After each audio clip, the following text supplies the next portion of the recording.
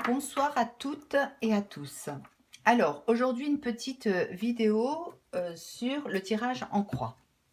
Alors, je vous ai mis une petite fiche pour vous expliquer où on place les lames et puis comme ça, vous pourrez le garder et éventuellement, effectivement, pouvoir le faire quand vous serez seul.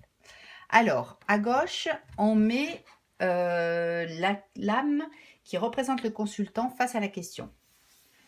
Donc, elle est à gauche. Sur la droite, on va mettre la lame qui correspond à ce qui contrarie la question, les obstacles à la question. D'accord? Tout en haut, c'est les projets du consultant, ce qu'il voit dans la question, ce qu'il a dans sa tête.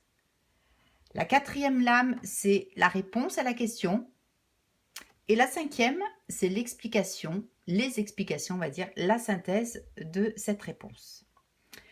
Alors, moi, j'utilise effectivement le tarot de Marseille, le jeu de Jodorowsky Camoin, parce que pour moi, il a beaucoup de codes à l'intérieur. C'est un jeu de tarot d'ailleurs que je trouve pour ma part très intuitif, hein, qui m'aide beaucoup pour mon channeling. D'ailleurs, on y voit des personnages, des planètes, beaucoup d'indications dans ce jeu.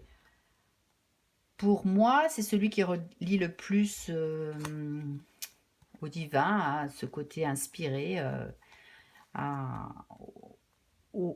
voilà.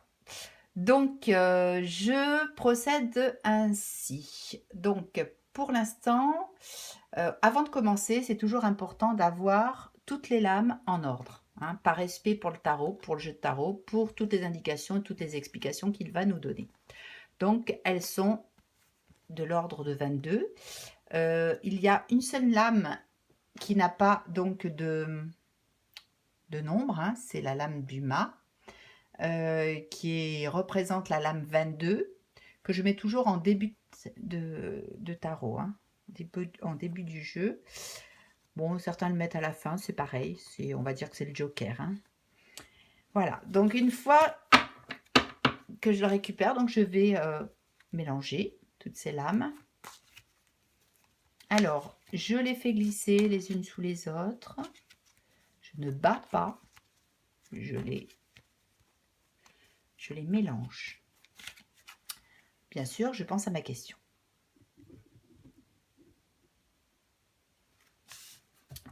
Je pense à ma question. Une fois que j'ai ma question dans la tête, je lâche tout, j'ai confiance et quand je le sens, je vais faire une coupe. Alors, la coupe, la voici. C'est le mât. Belle lame, hein? Et je vais prendre mes 5 lames. Alors, la première qui représente le consultant face à la question, je la prends et je la mets ici. La deuxième qui contrarie la question, les obstacles, ici. La troisième qui sont les projets du consultant en haut. La quatrième ici et la cinquième au centre. Voilà, donc j'ai mon tarot. Je retourne donc les lames. Oh, quelqu'un qui est beaucoup dans la dispute, beaucoup dans la réflexion, hein, c'est compliqué. Qu'est-ce qui contrarie la question? L'impératrice, quelqu'un qui parle beaucoup, quelqu'un qui est beaucoup dans l'oralité. Alors ça peut être une personne comme ça peut parler de la communication.